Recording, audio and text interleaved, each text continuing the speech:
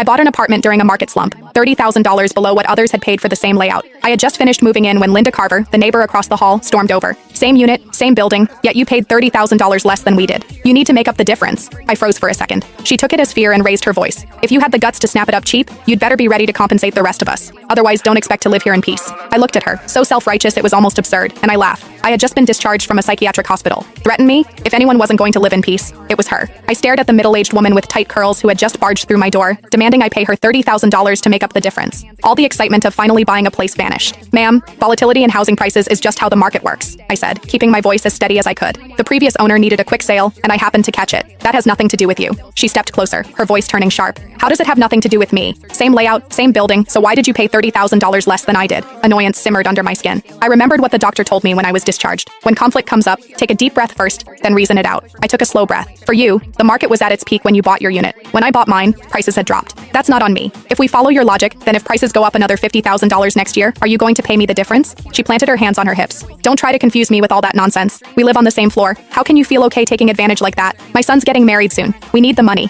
You bought it cheap, so you make up the difference. If you don't fix this, don't expect to live here in peace. I let out a short laugh, irritation bubbling over before I could respond. She suddenly lunged toward my luggage, reaching straight for my bag. Where's the money? Hand it over. $30,000 and not a cent less. A flash of anger shot through me. How could someone be this unreasonable? I was just about to pull out my phone and dial 911. The moment she saw what I was doing, she spun around and headed back to her unit. As she left, she tossed over her shoulder. If you don't pay up, we'll see how long you last here. I gave a cold laugh and ignored her, shutting the door behind me. That afternoon, I went downstairs to Harper's Corner store to pick up some essentials. Denise Harper, the owner in her 50s, scanned me up and down before asking, "You just moved in? 6th floor?" I nodded. She glanced outside, then lowered her voice. "Linda Carver from 601 just posted in the resident group chat saying you bought the place to run some kind of shady business." I froze. "What?" She sighed. "You got that apartment cheap. Their family can't accept it." She pulled up the chat and showed me. The messages were filthy. Linda Carver. At everyone. What do you reckon the woman who just moved into the 6th floor does for a living? I've lived for over 50 years. I know how to read people. What decent young woman lives alone in a place that expensive? You all know what that means. Now that you say it, yeah, that's suspicious. Where would such a young girl get that kind of money? Those kinds of gigs out there pay fast. Don't let her ruin the atmosphere of this place. Heard she's not bad looking? That makes it even more likely. Anyone got her contact? Just curious? Haha, not gonna do anything. Denise shook her head. They drove out the last person who lived in your unit the same way. Even calling the police didn't help. They won't cross the line. They just make your life miserable every single day. As she handed me my things, I asked her to add me to the group chat. "Sweetheart, just between us, if you can tolerate it, then tolerate it. Otherwise, leave as soon as you can."